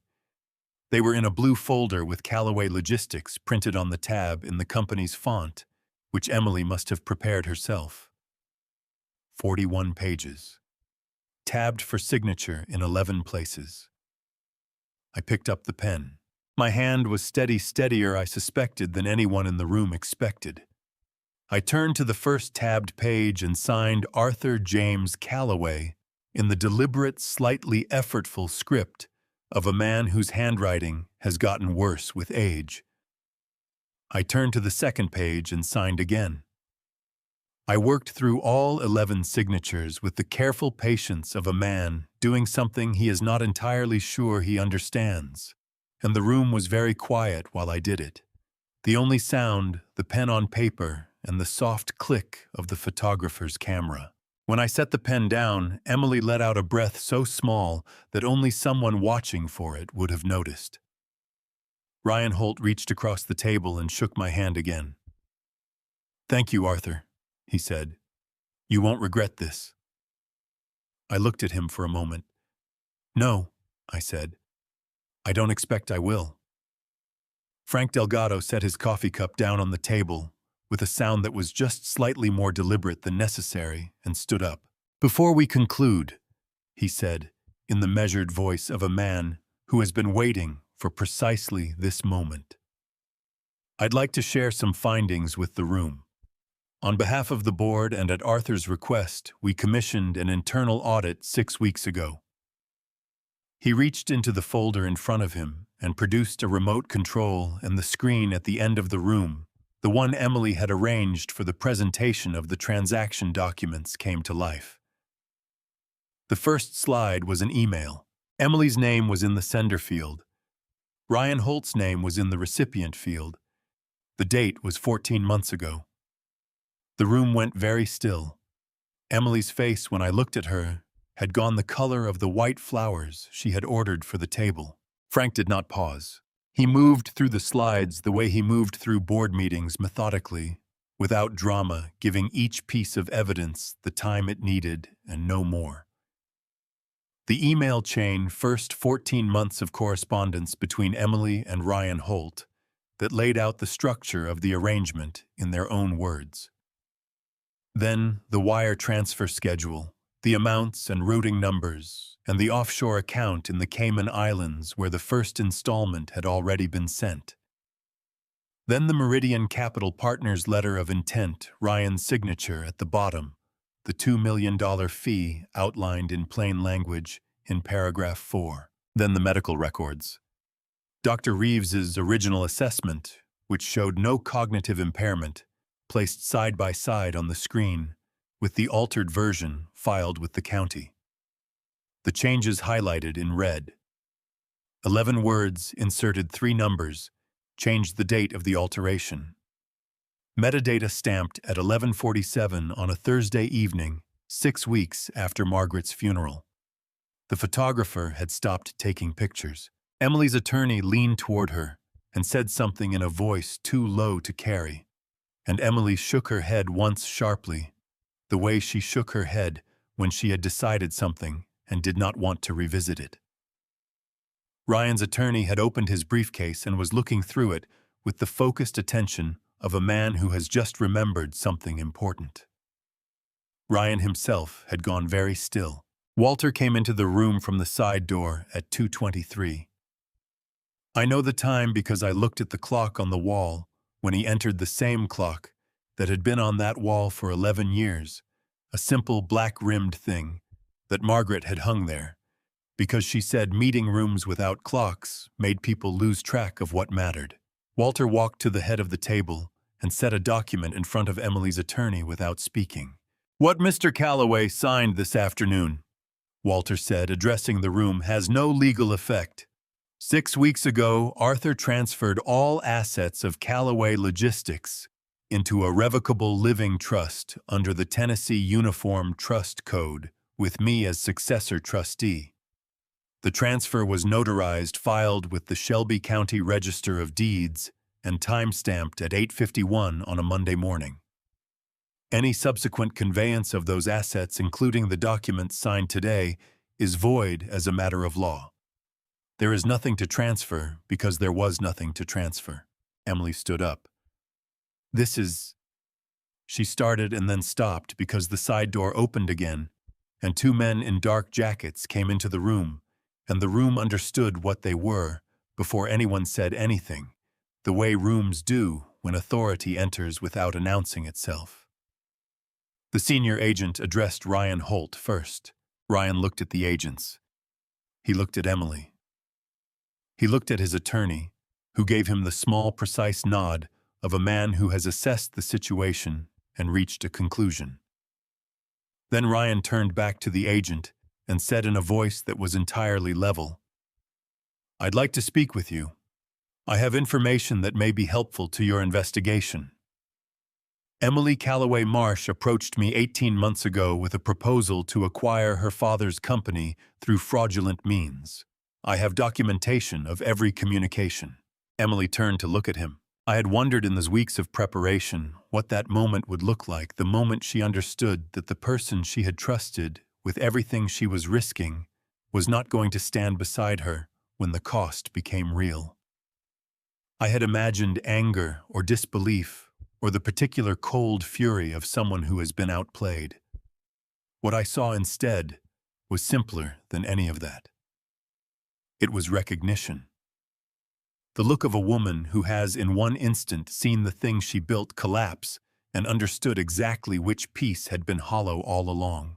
The senior agent moved to Emily and read her rights in the standard language: the right to remain silent, the right to an attorney, the statement that anything she said could be used against her. Emily listened with her eyes forward and her chin level and did not speak.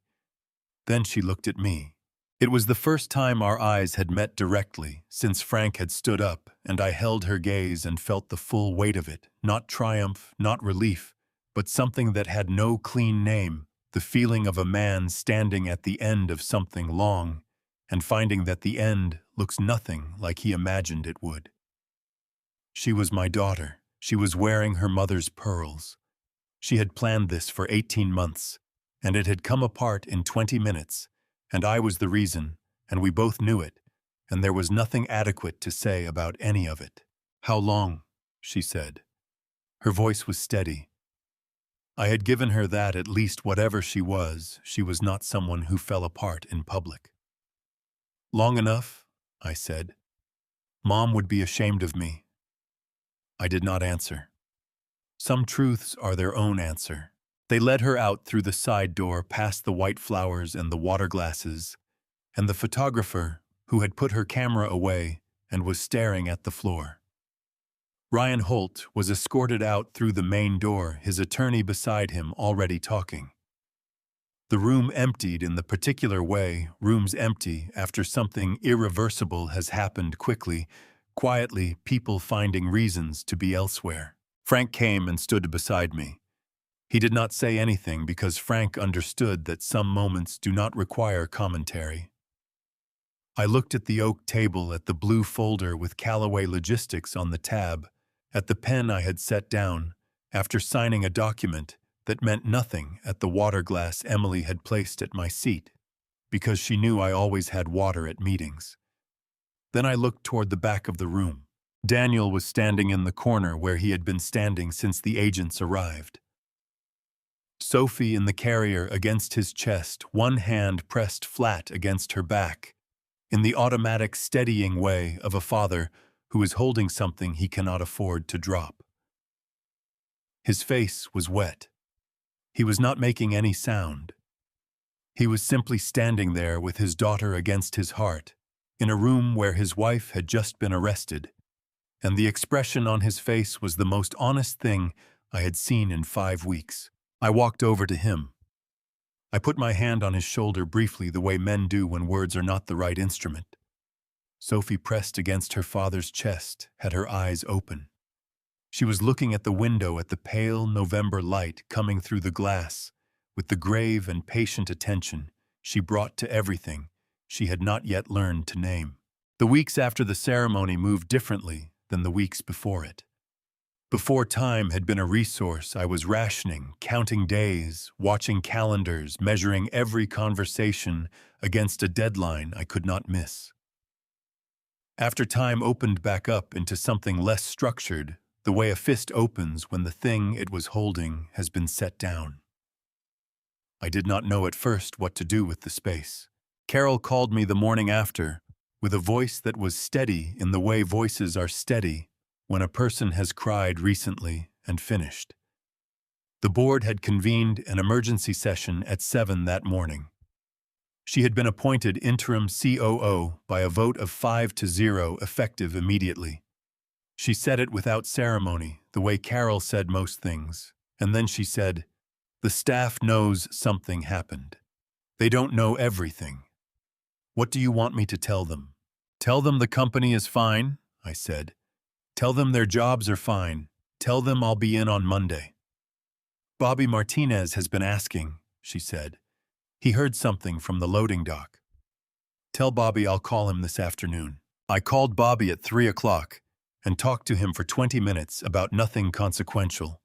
His son's first semester, the Henderson route, that had been running slow, whether the Shelby Drive parking situation was ever going to be resolved. At the end, he said quietly, "We okay, Mr. Calloway?" And I said yes, and I meant it. And he said good. And that was enough for both of us. Philip Reeves came to my house on a Tuesday evening 3 weeks after the ceremony. He stood on my porch in a coat that was too thin for the weather, holding his hat in both hands, the way men used to hold hats when they were asking forgiveness and did not know the right words for it. I let him in and made coffee, and we sat at the kitchen table, and he talked for a long time about fear, about debt, about the particular moment when a person tells themselves that one wrong thing is acceptable because the alternative is worse, and how that moment does not announce itself as the moment it is. I listened. When he was finished, I said, "I know she frightened you. That doesn't make it right. But I know." He nodded. He wrapped both hands around his coffee cup and looked at the table. "I lost the practice last week," he said. "The board moved faster than I expected." "I know," I said. "I just needed to say it to your face." He looked up. "I'm sorry, Arthur, for all of it." I thought about 15 years of appointments, about the morning he had sat with me after Margaret's diagnosis and not looked away. "I know you are," I said, and I did. Emily's attorney called Walter the following week. She wanted to see me before the preliminary hearing. Walter relayed the message without comment. which was his way of saying the decision was mine. I said yes. Outside the kitchen window, the first hard frost of December had taken what little color was left in the yard, and the maple tree stood bare and still against a sky the color of pewter and the bird feeder. Margaret's sister had filled once in September hung empty on its post, and I sat at the table in the chair that was mine, and looked at the chair that was hers, and thought about what I was going to say to my daughter in a room with plastic chairs and fluorescent lights, and could not find the words yet, and decided that was all right. The words would come. They always had. Shelby County Jail was on Poplar Avenue 4 miles from the Calloway Logistics building. I had driven past it hundreds of times over 30 years without ever thinking about what happened inside it, the way you drive past certain buildings your whole life, and they exist only as landmarks, as things that tell you where you are on the way to somewhere else. I thought about that on the drive over in January, the sky low and white with the particular flat light of a Memphis winter that makes everything look like it has been photographed through wax paper. I thought about all the times I had driven this street and not known that one day I would park in that lot and walk through that door for this reason. The visiting room had the plastic chairs and fluorescent lights I had imagined. It also had the particular smell of institutional cleaning solution and recycled air, and the specific quiet of a place where people come to have conversations they have been dreading. A corrections officer showed me to a table near the window, a small rectangle of reinforced glass that looked out onto a concrete interior courtyard where nothing was growing. I waited 8 minutes. Then Emily came in. She was wearing the jail-issued clothing, her dark hair pulled back with the kind of elastic band that comes in bulk packages, and she was thinner than she had been in November, though it had only been 6 weeks. She sat down across from me and folded her hands on the table, and looked at me with the particular steadiness of someone who has decided in advance how they are going to hold themselves and is holding. "Thank you for coming," she said. "Of course," I said. The fluorescent light above us buzzed faintly, an irregular sound like something trying to find its rhythm. Neither of us spoke for a moment, and the silence was not empty. It was dense with everything we had not said to each other in years, maybe decades, maybe longer than either of us could account for. "Ryan took a plea," she said finally. "Walter probably told you." "He mentioned it. 7 years federal, reduced to 5 with cooperation."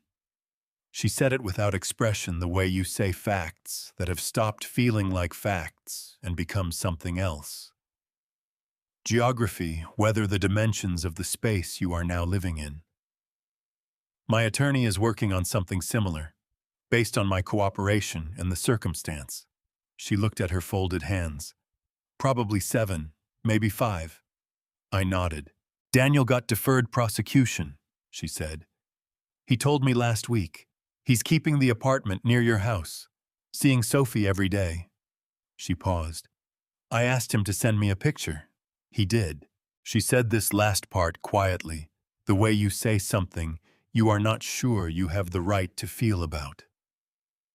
I thought about Daniel standing in the corner of the conference room, with Sophie against his chest, his face wet, and his hand steady on her back. And I thought about the man he had been trying to be, imperfectly, through all of this. "He's going to be all right," I said. "I know." She looked up. Is Sophie?" "She's well," I said. "She learned to sit up last week. She falls sideways and then looks surprised, like she can't believe gravity would do that to her." Something crossed Emily's face that I had not seen in a very long time. Something unguarded, something that belonged to the person she had been before that whatever she had become. It lasted only a moment the way those things do. "Dad?" She stopped. Started again. "Did you know it was me from the beginning?" "No," I said honestly. "Not from the beginning. I knew something was wrong. Your mother knew before I did. Emily's jaw tightened. The letter. Yes. She was quiet for a long moment. The fluorescent light buzzed. Outside the small window, a pigeon landed on the concrete courtyard and walked in a small circle and flew away. I told myself you had enough, she said. That you wouldn't notice. That the company was just that it was just a thing. Buildings and contracts and trucks. She shook her head slightly. I knew that wasn't true. I knew it the whole time, and I told myself it anyway. Emily.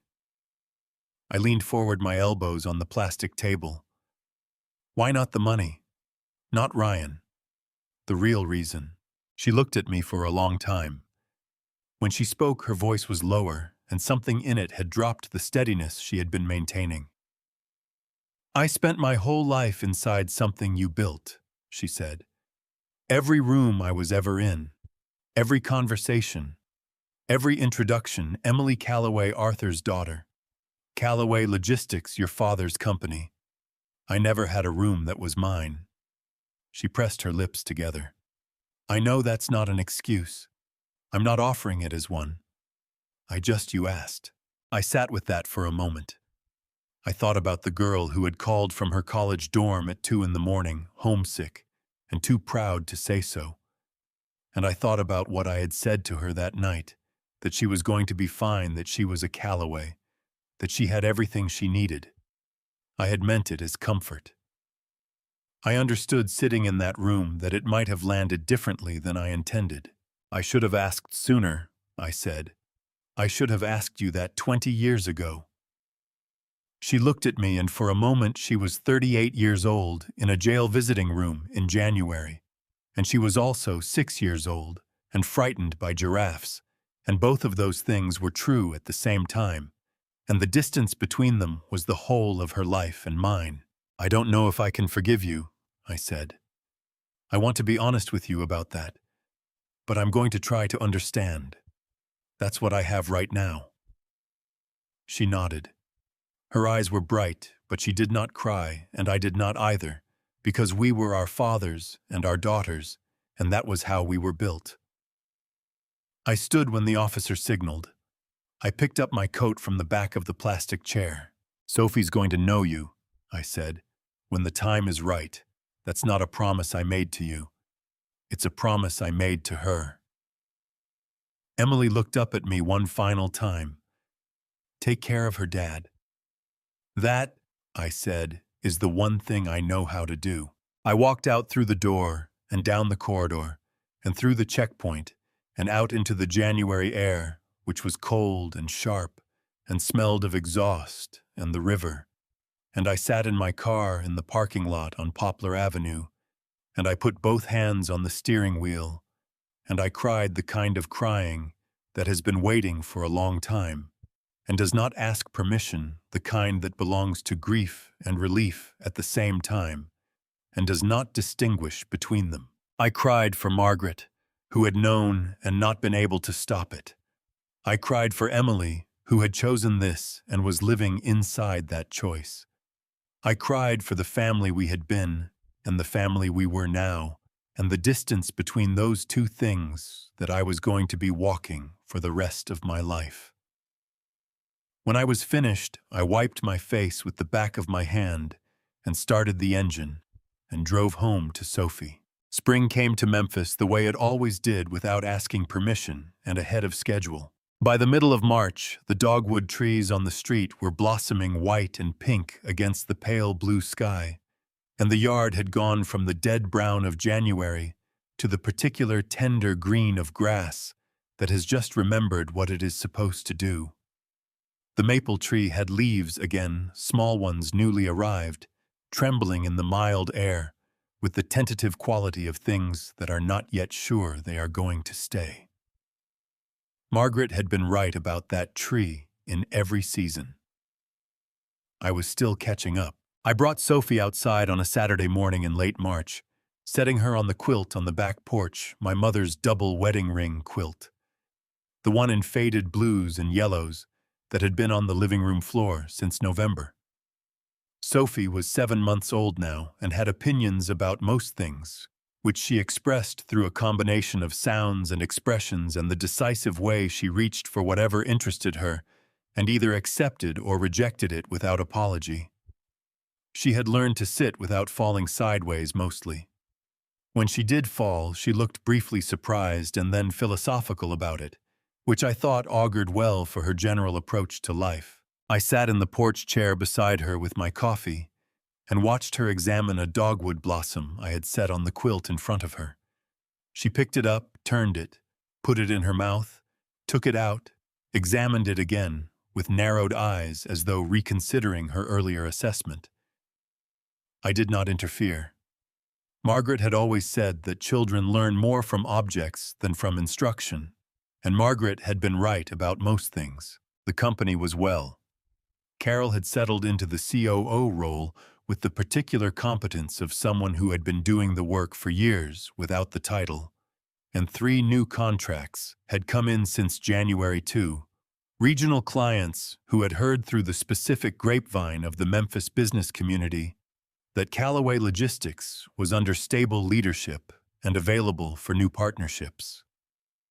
Bobby Martinez had been promoted to regional supervisor in February.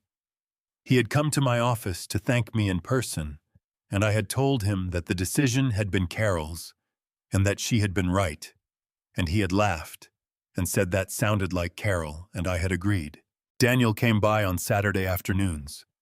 He had a small apartment on Evergreen Avenue, 12 minutes from my house, close enough to be present and far enough to be building something of his own. He was in counseling, which he had mentioned once and not made a point of again, which was his way of saying it was serious. He and Sophie had a particular ease with each other that I had watched develop over the winter months, the specific wordless fluency of a parent and child who have spent real time together. He would arrive at 1 o'clock, and Sophie would hear his car in the driveway and turn her head toward the door with an expression of concentrated anticipation that made me feel something I did not have a word for, something between gladness and ache. He never stayed for dinner. We had not discussed this. It was simply where we were, and where we were was sufficient for now. I went upstairs after Sophie's afternoon nap, while Daniel sat with her on the living room floor, surrounded by the soft blocks she had recently discovered she could stack and knock over, which she found endlessly satisfying. I went to the bedroom and took the Bible from the nightstand and opened it to the place where I had put my letter to Sophie beside Margaret's letter to me. I unfolded my letter and read it once slowly, the way you read something you wrote when you were in a different place and want to know if it still holds. It did. Mostly. There were things I would add now, things about January, about plastic chairs and fluorescent lights, and a daughter who had made choices I did not understand and was living inside them with a steadiness that was in some way I could not fully articulate, recognizable to me. Things about the particular way forgiveness does not arrive all at once, but comes instead in small installments, unevenly over time, without announcing itself. I folded the letter and put it back. Then I sat on the edge of the bed, in the quiet of the afternoon, and listened to the sounds from downstairs. Sophie's delighted sound when the blocks came down, Daniel's low laugh, the specific domestic music of a Saturday afternoon in a house where people are trying to be all right and mostly succeeding. I picked up my phone and looked at it for a moment, then set it down without opening anything. There was nothing I needed to know right now that was not already in this room, or the room below it, or the yard outside where the dogwood was blooming, and the maple had its new leaves, and the bird feeder on the fence post was full again, because I had filled it that morning finally, for the first time since Margaret died. I had done it without ceremony. I had simply taken the bag of seed from the garage shelf, where it had been sitting since September, and walked out and filled the feeder and gone back inside. The starlings had found it within the hour. They were arguing about it, still probably in the branches of the maple tree, in the mild March air, with the uncomplicated urgency of creatures who know what they need and go directly toward it. I went back downstairs. Sophie looked up when I came into the room and held out a soft block toward me with the absolute conviction of someone making an offering. And I took it from her and sat down on the floor beside her, and Daniel and the three of us stayed there in the afternoon light until she fell asleep between us, her small chest rising and falling with the steady rhythm of a person who has not yet learned to be afraid of anything. Later, after Daniel had gone and Sophie was in her crib and the house was quiet, I went to the kitchen and stood at the window and looked out at the yard in the last of the daylight. The maple tree stood in the fading light, fully leafed now, its shape filling in the way I had watched it fill in every spring for 34 years. The branches held the light differently when they had leaves softer, more complicated, less the black geometry of winter, and more the full, imperfect abundance of a thing that has come back. Margaret, I said not aloud, just in the way you say a name that has become part of how you think after enough years. She's going to be okay. The light moved in the leaves. The starlings had gone quiet.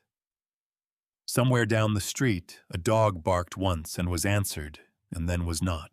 I turned off the kitchen light and went upstairs to bed, and the house settled around me in the dark. And I was grateful not for everything, not without reservation, but genuinely and specifically grateful for what remained, which was enough, which had always been enough if I had known how to see it. If you have stayed with me through this story, through the quiet mornings, the bitter discoveries, the long weeks of waiting and watching, then you already understand that this is not really a story about family drama, revenge, or about winning. It is about what happens when you stop paying attention to the people right in front of you and what it costs everyone when you do. I was not a perfect father. I gave my daughter everything I knew how to give and never thought to ask what she actually needed. That silence between us, the silence I called love, had consequences I am still living with. So if there is one thing I would say to anyone watching this, don't wait. Don't assume the people you built your life around know how you see them. Ask. While there is still time to hear the answer. I believe God put Margaret's letter in that Bible for a reason. Some things find you exactly when they need to. The truth about family stories, revenge, is that revenge is rarely the point. The point is always the wound underneath it. Understanding that wound before it becomes a plan, before it becomes a courtroom, that is the work. That is the only work that matters in family drama revenge that is real and not just a story. My opinion, no amount of money or freedom is worth becoming someone your parents would not recognize. If any part of this moved you, leave a comment below. I read every single one. Share this with someone who needs to hear it, and subscribe so you never miss the next story. Thank you truly for staying until the end.